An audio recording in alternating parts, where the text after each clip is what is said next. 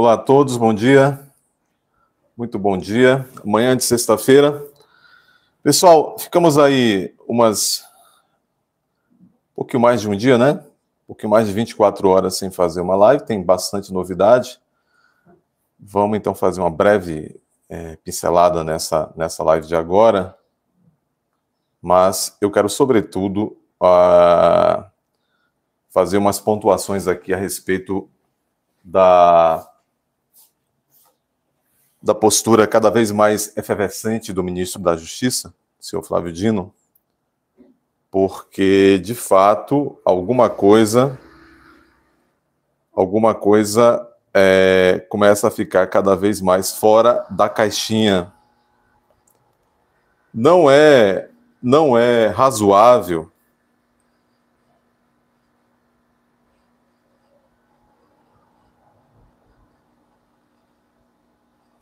só um instante, pessoal.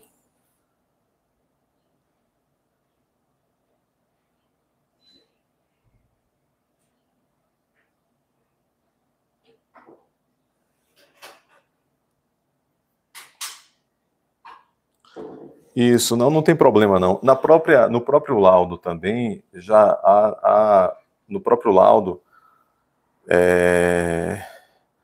o perito que subscreveu, ele sugeriu tratamento farmacológico, tratamento psiquiátrico e tratamento psicológico. Então, não tem problema. Quanto melhor ela minudenciar, já que a magistrada não minudenciou isso na decisão, melhor, não tem problema não. Pois bem. Então, vejam. Parece apenas uma postura, vamos dizer, burlesca, caricata, essa performance diária do Flávio Dino. O Flávio Dino, ele verbaliza, ele fala à nação como se a língua fosse um açoite. Eu já disse algumas vezes que o povo não é gado, né? Há que ter uma elegância, faz parte da liturgia do cargo. Me lembro que no governo passado, muito se cobrava da mais alta autoridade, a tal da liturgia. O senhor Flávio Dino tem faltado com a liturgia do cargo. Diariamente tem faltado com a liturgia do cargo. É de uma agressividade verbal. E, obviamente, se essa agressividade está sendo manifestada de forma verbal, é porque talvez a postura institucional também e as decisões institucionais têm sido também agressivas, né? Sabe-se Deus o quanto. Meus amigos, vejam, eu vou usar como mote esse assunto que está estampado na live, porque realmente é assustador, porque, como estou dizendo, já está virando uma tônica, não é algo casual, episódico. A postura em 4 meses de governo, já começar, inclusive, do mês de janeiro, a postura do ministro da Justiça em relação à população brasileira é açoitá-la verbalmente. Açoitar a população verbalmente. É inadmissível. Há um trecho que eu vou aqui repercutir com vocês, um trecho de um discurso do Flávio Dino, provavelmente da última quarta-feira, um discurso ali para correligionários, provavelmente, porque ele está sendo muito bem recepcionado ali nos aplausos. E é um discurso digno de uma daquelas páginas do grande livro que eu tenho dito tanto, eu e tantas pessoas têm. A cada dia no Brasil nós estamos lembrando mais um pouco de uma situação ou de situações narradas no livro 1984 de George Orwell. Bom dia a todos, bom dia pessoal. Aguardando o bom dia de vocês aí. Quem está por aí? Quem é a primeira vez aqui, por favor, se inscreva, curta aí o vídeo, ative o sininho. Muito bem. Lá no livro 1984 de George Orwell, há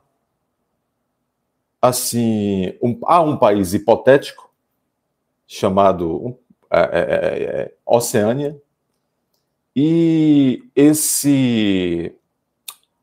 o grupo que está no poder, depois de uma revolução em Oceânia, ele trata de realmente fazer com que, uma vez que chegaram ao poder, nunca mais saiam. Nunca mais saiam. Estou falando de ficção. Estou falando de ficção. Agora, abri um parêntese no início da live, não estou falando propriamente do título da live, estou falando de ficção. Em 1984, que é um livro ficcional de George Orwell, há um grupo político que toma o poder por meio de uma revolução e no país hipotético chamado Oceânia, um país continental, inclusive a América do Sul faz parte desse país, e tomando esse poder, esse grupo, como eu disse, vai se utilizar de ferramentas, inclusive da criação de ministérios muito exóticos. Tem um, por exemplo, que se chama Ministério do Amor. Qual é a função do Ministério do Amor? Propagar o desamor. Não é?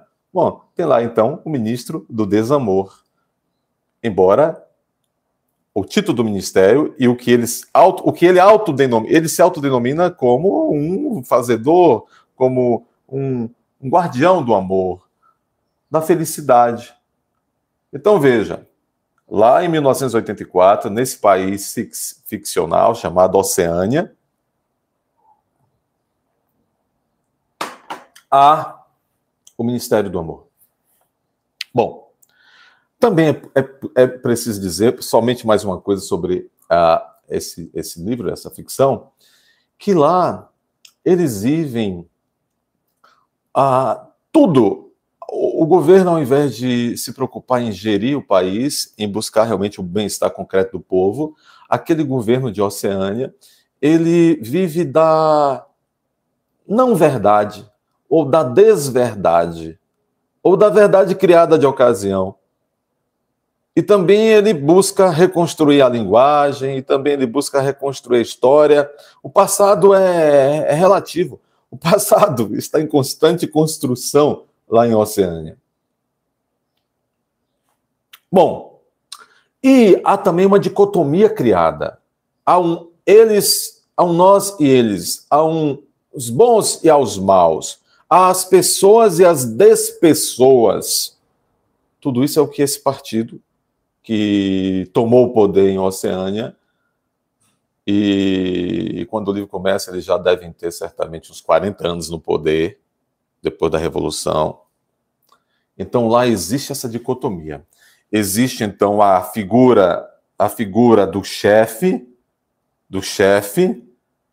supostamente amado por todo mundo, chamado Grande Irmão. Esse é o líder desse partido que tomou o poder, né, há 40 anos em Oceânia.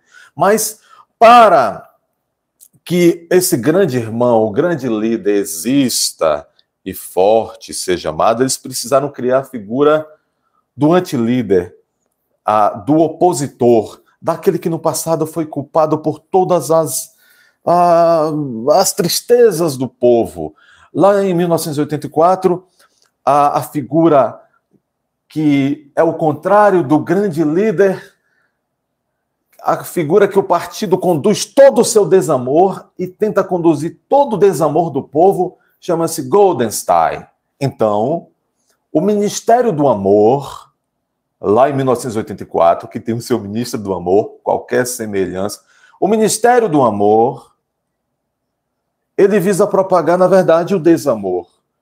Tanto é que uma das iniciativas do Ministério do Desamor, que na verdade é o Ministério do Amor, foi criar uma coisa chamada Minuto do Desamor, que durante 1 ou 2 minutos, acho que são 2 minutos, até os funcionários públicos têm que parar tudo que estão fazendo, eles têm que expressar o seu desamor pela figura daquele homem que estava no poder, mas deixou de estar no poder, porque agora quem está no poder é o grande irmão, e todos têm que expressar verbalmente, guturalmente, fisicamente o seu desamor por Goldenstein, aquela figura que nem mora mais no país, há tempos que não está mais no poder, mas ainda hoje, 40 anos depois, ele é o culpado de todas as tristezas e todos os problemas de Oceânia.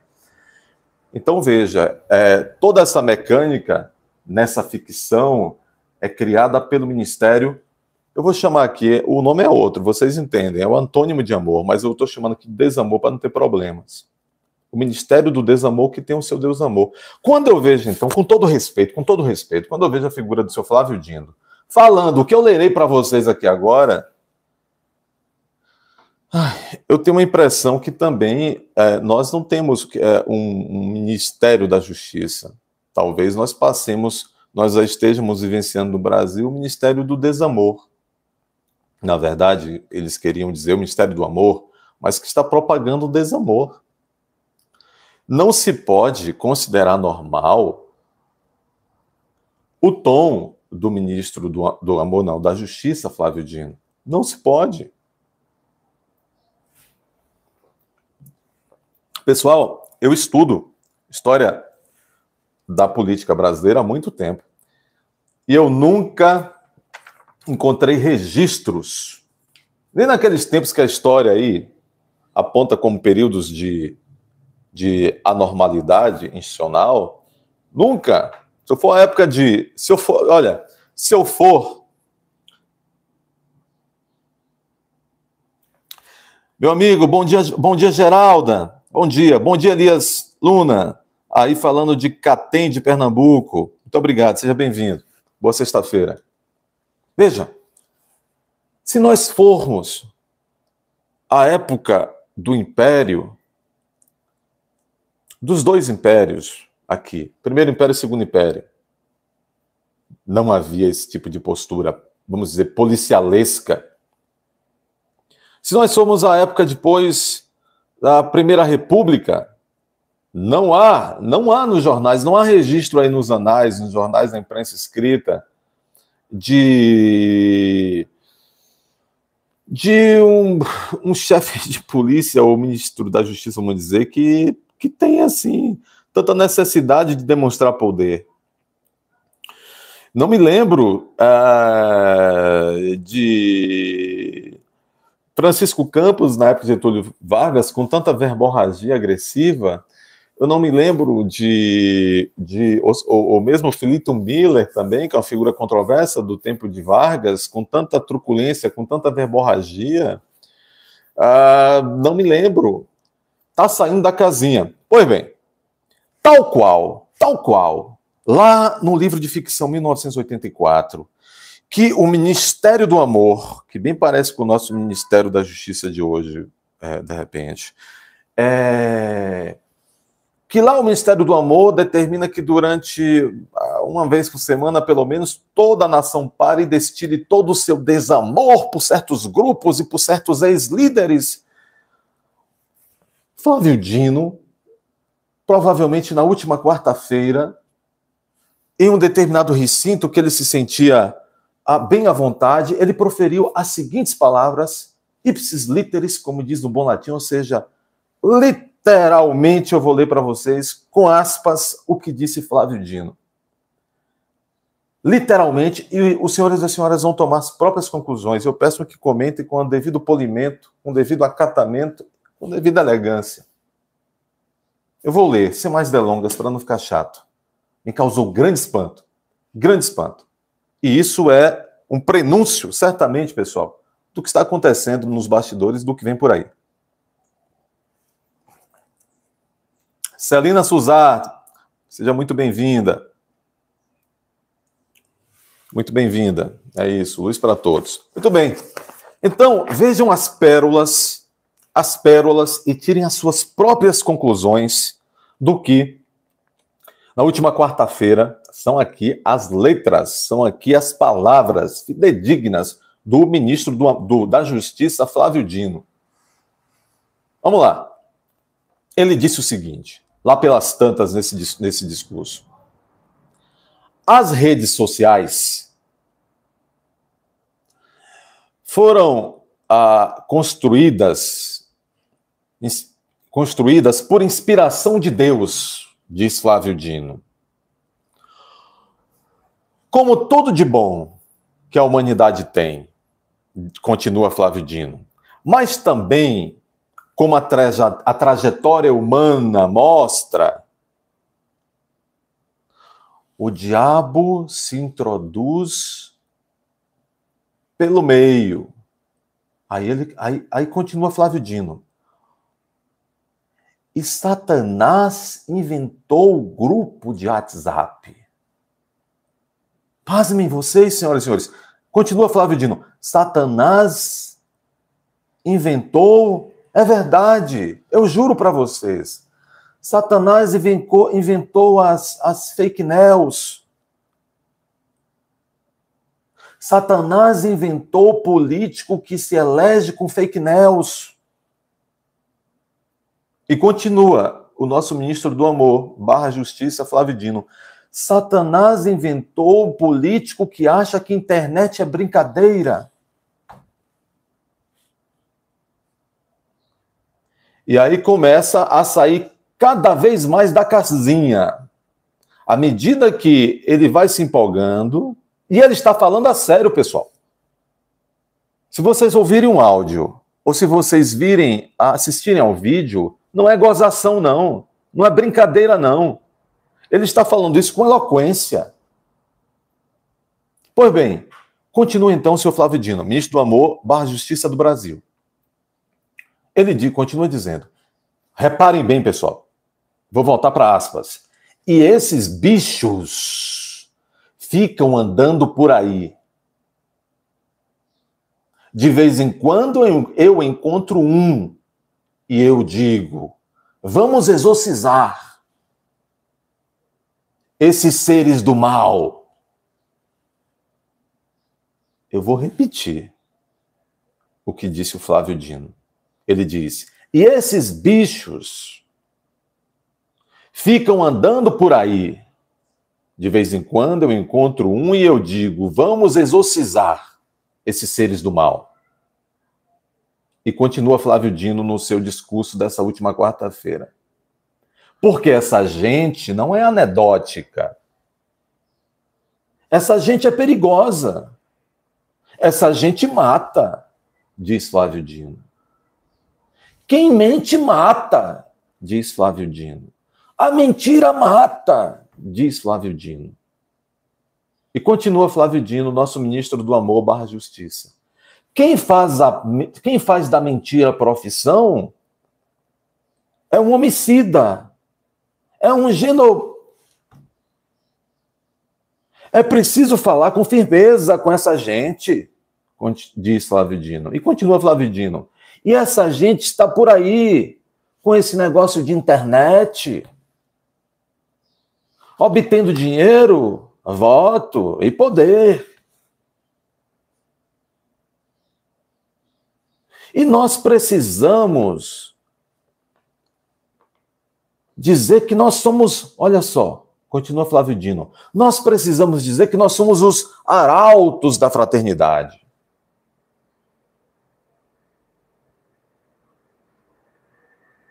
Nós queremos que na sociedade haja diferença.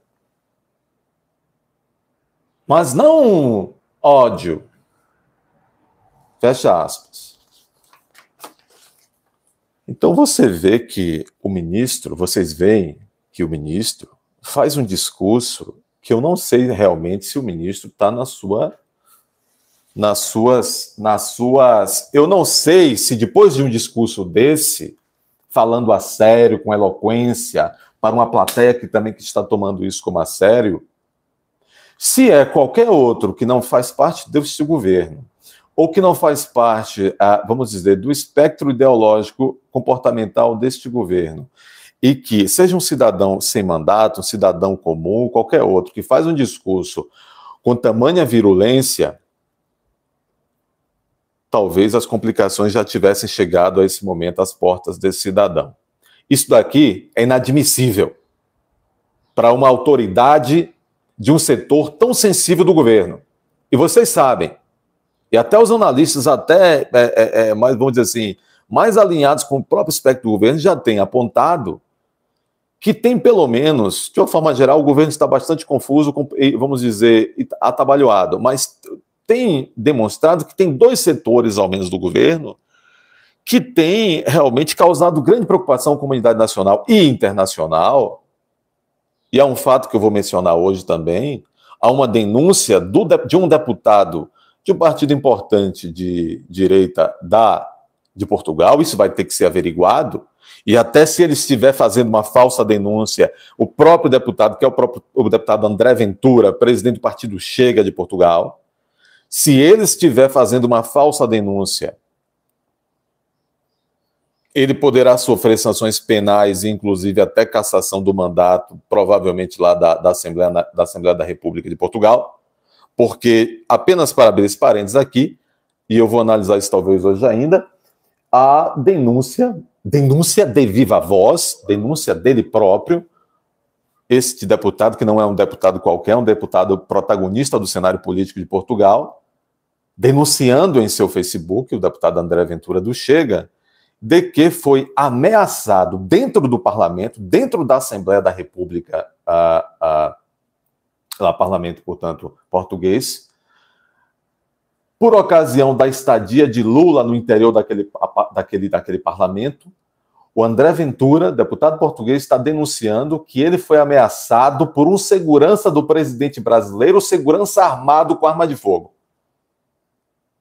Isso é o que está registrado e plasmado em declaração séria e grave desse deputado português, está no próprio Facebook.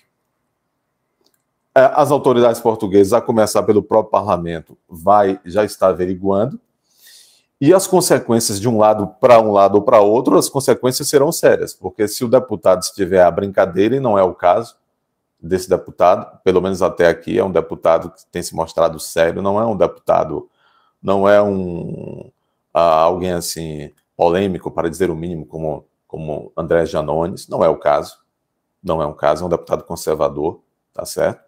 Um jovem deputado, que muitos já dizem que será aí, num futuro médio, aí, não muito longe, presidente de Portugal em algum momento, ou de repente até primeiro-ministro, que é mais importante, que seria realmente o próprio chefe de Estado português. Mas só abrindo esse parêntese, para dizer que então, só para ver como várias coisas estão fora da caixinha. Muitos analistas têm apontado que a política internacional do governo está extremamente desalinhada com a responsabilidade e a razoabilidade da postura que deveria ter um país, da importância do Brasil, num cenário preocupante como o atual, cenário internacional preocupante como o atual, e também outro setor que tem preocupado, a economia sempre preocupa, e preocupa muito, mas pelo menos, há de se dizer a verdade, o Haddad não está com esta agressividade por aí todos os dias. As políticas institucionais do Ministério da Justiça e as falas absolutistas do ministro da Justiça preocupa que já com apenas 4 meses já se tem o despudor dessas falas tão agressivas. E eu vou aqui voltar reanalisando. Eu estou lendo aqui, pessoal, para quem chegou agora, um discurso, ou um pedaço, mas sem nenhuma edição. Peguei na inteireza do pedaço mais agressivo do discurso do Flávio Dino, ministro da Justiça de Lula, proferido o discurso no meio dessa semana, provavelmente aí entre terça e quarta-feira. Pois bem, nesse discurso, o ministro afirmou aí que os grupos de WhatsApp são criação de Satanás. Agora, o que está por trás dessa frase agressiva, dessa frase desequilibrada do Flávio Dino? Porque quem é o grupo de WhatsApp por si só, se ele existisse no espaço sideral, e se nenhum brasileiro utilizasse os grupos de WhatsApp, tenho certeza que Flávio Dino jamais iria ter qualquer opinião ruim, negativa sobre os grupos de WhatsApp. O problema é que essa gente, porque o ministro da Justiça chama os brasileiros de essa gente.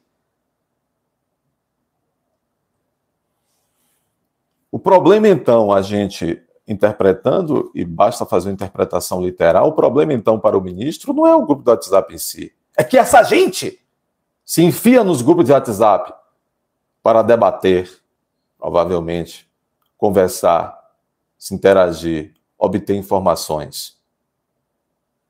Será possível que o povo brasileiro é inimputável? Ou seja, não tem discernimento da realidade?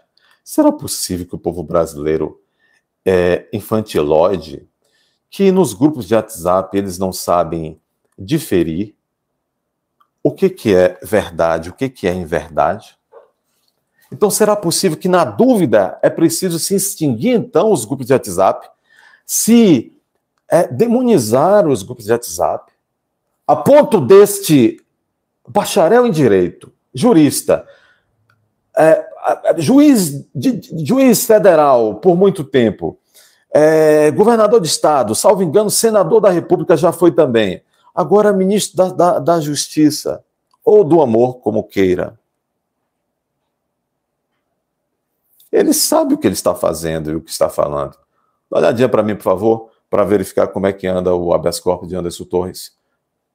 A gente atualizar o pessoal como é que anda o habeas corpus de Anderson Torres. Está olhando o quê?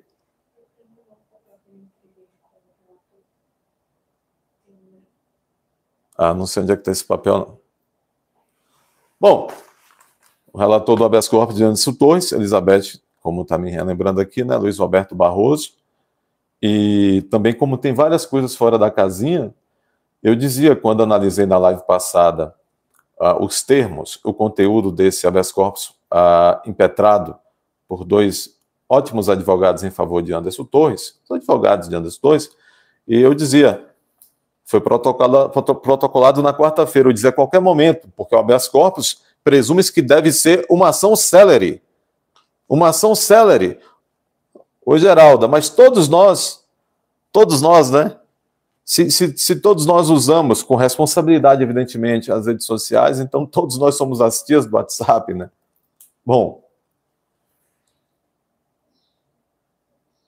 o habeas corpus, em condições normais de temperatura e pressão, é uma ação para ser célere, rápida. E até agora não houve andamento célere desse habeas corpus do Anderson Torres. Até, sobretudo, porque quando se pede liminar, ainda quando se quer negar liminar, se nega logo. Até um habeas corpus lá com todo respeito, de Xorroxó, de não sei das quantas.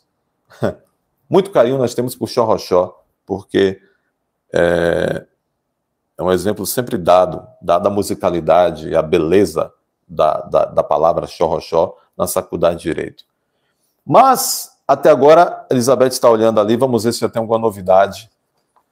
Já a gente fala para vocês sobre o caso ali. Estamos olhando dentro do processo. O habeas corpus, o terceiro habeas corpus de Anderson Torres, que está aguardando resposta, decisão até agora, é público.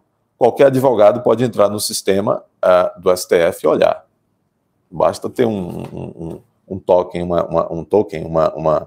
um dispositivo que é a assinatura digital eletrônica do advogado e acessar. Bom, então, voltando ao discurso do Flávio Dino, pessoal, eu peço que aqueles que estão entrando aqui pela primeira vez se inscrevam no canal, curtam o vídeo, tá certo?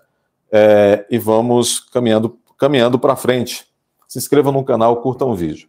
Bom, então, quando o senhor Flávio Dino, nesse discurso agressivo, ele, como de resto, desde o primeiro dia que botou o pé no Palácio da Justiça, ele apontou todas as armas dele para a internet, esse discurso aqui, ele sintetiza os alvos. A internet, de um modo geral, é o alvo.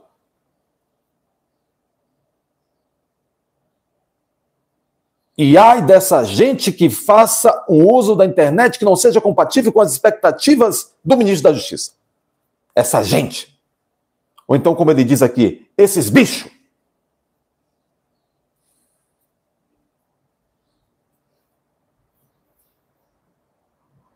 Vamos lá. Ele diz assim: a trajetória humana mostra que o diabo se introduz pelo meio. E Satanás inventou o grupo de WhatsApp.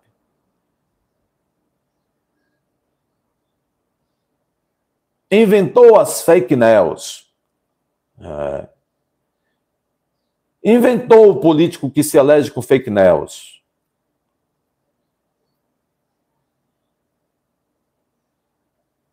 Inventou o político que acha que a internet é brincadeira. Muito político acha que a internet é brincadeira. Muito político acha que a internet é brincadeira. E um dos trechos que eu acho mais perigoso desse discurso é quando ele se referindo a quem eu não sei, e não sejamos ingênuos, não sejamos reducionistas na nossa interpretação, que não é tão difícil, dos termos desse discurso do ministro da Justiça. Quando ele diz: e esses bichos ficam andando por aí. De vez em quando eu encontro um e eu digo, vamos exorcizar. O interessante é que eu nunca vi um comunista se tornar tão sacerdotal, né? E se apropriar tão rápido, né? De maneira tão realmente eloquente e com conhecimento de causa, né? Vamos dizer, da liturgia, vamos dizer, dos rituais, inclusive dos poderes, então, da religião, não é? Não é? Ele fala aqui, né? É capaz que se vocês derem um Google, vão encontrar alguma notícia que o ministro Flávio Dino foi coroinha, né? Foi crismado, foi tudo mais. E tudo mais aí na infância. Então, isso aí é uma ironia, pessoal.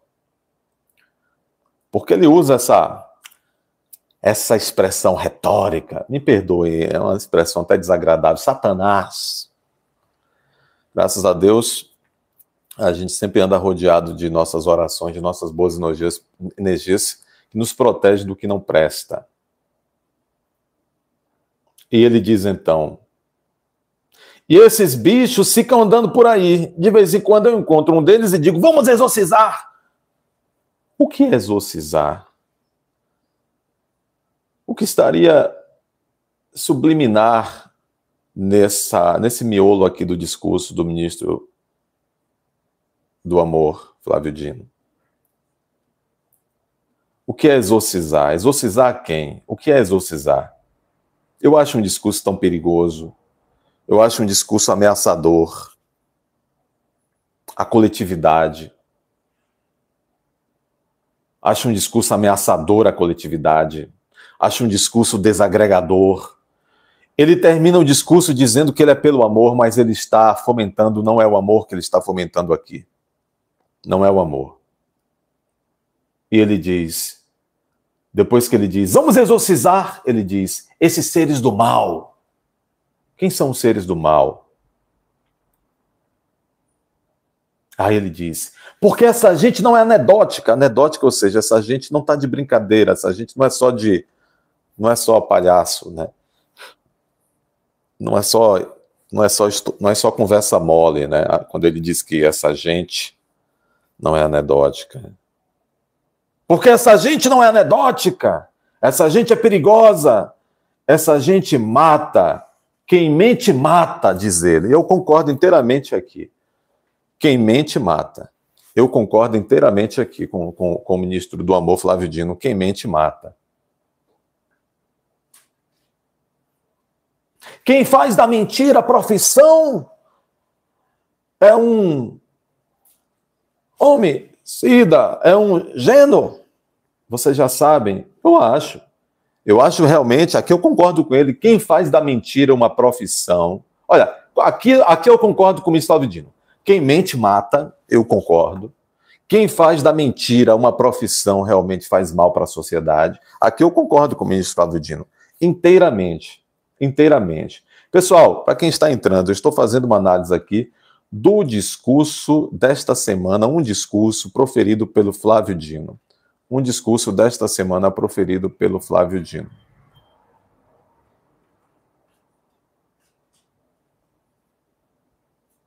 Um discurso que realmente o ministro saiu ainda mais da casinha. E ele continua dizendo, É preciso se falar com firmeza com essa gente. Estamos vendo. Ele está dizendo que é preciso falar com firmeza. Aliás, é uma preocupação, vocês notam, é uma preocupação diária e cotidiana e diuturna e constante. A todo momento, cada segundo, o ministro... Não está aí, não. O ministro está fazendo...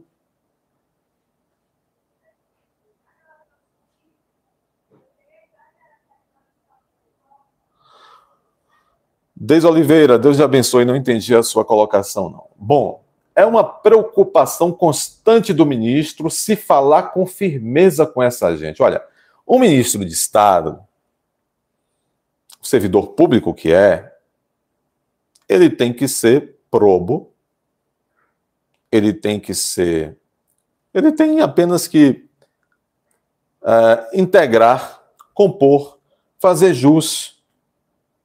Ele tem apenas que preencher todos aqueles requisitos que se exigem no dia a dia para a boa postura do servidor público. Não há necessidade desse plus de se falar com essa propalada firmeza contra A ou contra B, não. Então ele diz, é preciso se falar com firmeza com essa gente. E essa gente está aí com esse negócio de internet.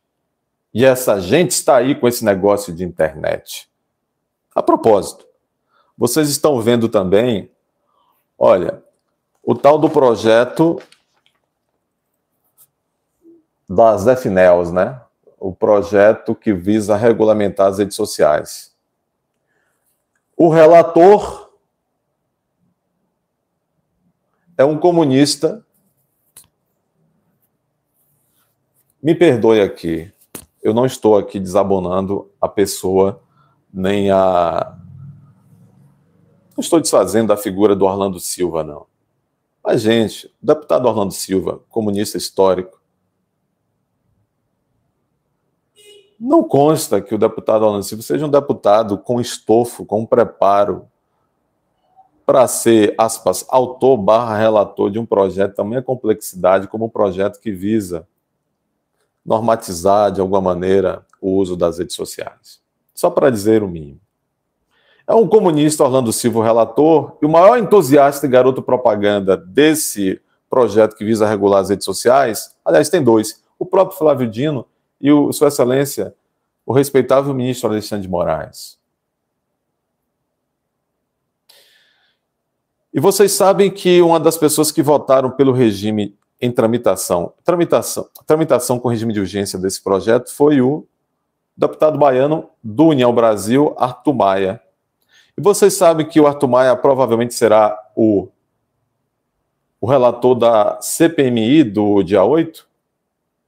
O deputado Arthur Maia, não é Arthur Lira, não. Arthur Maia, que votou pela mordaça dos brasileiros, vai ser, provavelmente, o presidente da CPMI do dia 8.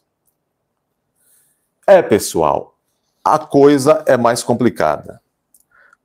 Maria Madalena, muito obrigado, que nome bonito, doutor.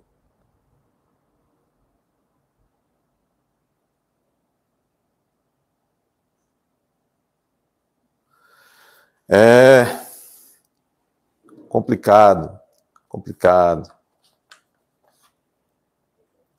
E aí, ele continua dizendo, só para terminar.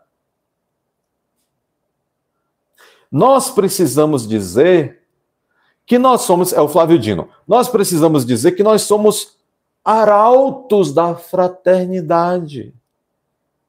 Nós queremos uma sociedade que haja diferenças, mas não ódio. Não me parece que alguém com um discurso desse, não é o primeiro discurso agressivo, as ações também são agressivas, não me parece que um ministro de Estado com esse tipo de comportamento está querendo fraternidade, esteja querendo respeitar as diferenças. Não me parece, não. Todos sabem. Tanto com as pessoas físicas quanto em relação às pessoas jurídicas, o ministro é extremamente agressivo. Há uma filmagem daquele dia 8 de janeiro, onde, acho que depois do ocorrido, na antessala do gabinete presidencial, vocês devem ter visto Há ali alguns ministros, Rui Costa, o ministro da Defesa, há ali também Flávio Dino, há outras pessoas. E os ministros, eles entram, esses ministros de Lula, entram ali num pequeno debate, né? Pessoas que trabalham junto, por vezes, debatem ali de uma maneira mais, por algum aspecto, normal em trabalho. Mas o que destoa daquela pequena altercação entre os ministros, colegas ali do Ministério de Lula, o que destoa, você vê Rui Costa, tem algum assunto ali, naquela antessala, que eles estão debatendo, eles estão discordando de alguma coisa ali que estão debatendo. É natural. Os ministros precisam discordar para encontrar um caminho para solucionar o que estão buscando solucionar. Agora, a empáfia, a imagem mostra um vídeo. O Flávio Dino, ele tem um autoritarismo até em relação aos ministros de Estado. Você vê, o ministro Rui Costa, ele é ministro da Casa Civil.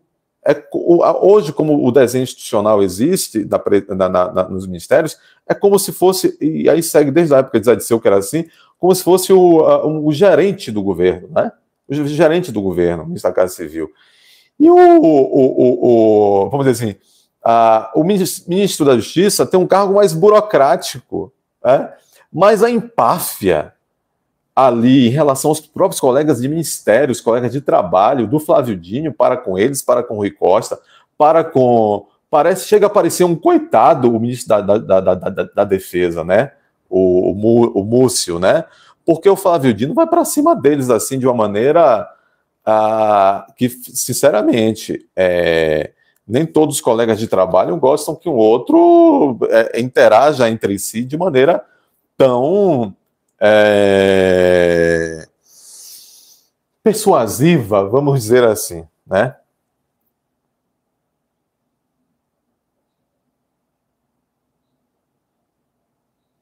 É isso aí, Gomercindo da Vieira. Obrigado pela participação, por estar aqui conosco. É verdade, essas energias inadequadas, elas podem se manifestar, não precisam de aplicativos para se manifestar, não é verdade? Bom, eu acho, pessoal, que esses discursos, essa postura, e eu estou dando um exemplo aqui que as imagens revelaram que é uma postura do ministro até no interior do governo, com seus colegas, dizem que a soberba precede a queda. Dizem que a soberba precede a queda. Eu quero aproveitar ainda, aqui esses últimos segundos, para dizer o seguinte para vocês. Pessoal, eu quero dar uma notícia aqui agora para vocês. Saindo dessa situação do Flávio Dino, que é ministro da Justiça, mas está mais parecendo o ministro do Ministério do Amor, lá de 1984, do livro de Orson Welles, né? Que dizia que estava ali para propagar o amor, mas propagava o desamor. Quero dizer a vocês o seguinte, um habeas corpus, ele é impetrado para agir e andar de maneira rápida. Quando ele assim não quando assim não ocorre, coisas estranhas estão acontecendo. Nesse sentido, eu quero dizer ainda o seguinte, o habeas corpus de Anderson Torres foi impetrado na quarta-feira, na manhã da quarta-feira. E até agora não há movimentações no habeas corpus de Anderson Torres. Rui Barbosa dizia já nos anos 20, nos anos 10, 20, por todos os anos 20. Nos anos 20 houve um grande debate chamado no Brasil, vamos dizer assim, o ambiente, os juristas brasileiros, o ambiente do direito brasileiro, discutiu muito a chamada doutrina do habeas corpus.